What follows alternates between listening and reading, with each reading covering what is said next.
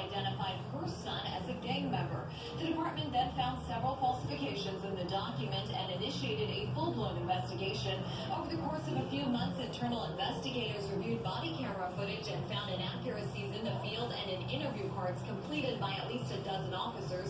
All officers involved in this case have been placed on inactive duty. LAPD Chief Michael Moore has since reached out to civic leaders in South LA to explain the investigation. He also released this statement saying, an officer's integrity must be absolute. There is no place in the department for any individual to falsify information in a department report.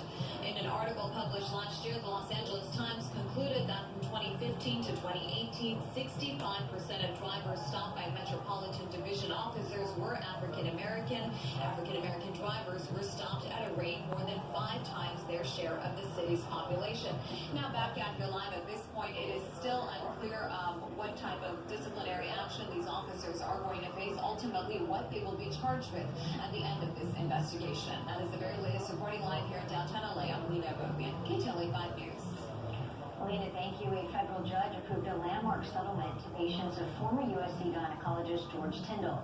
The $215 million class action settlement was reached between USC and the women who say they were assaulted by Tyndall.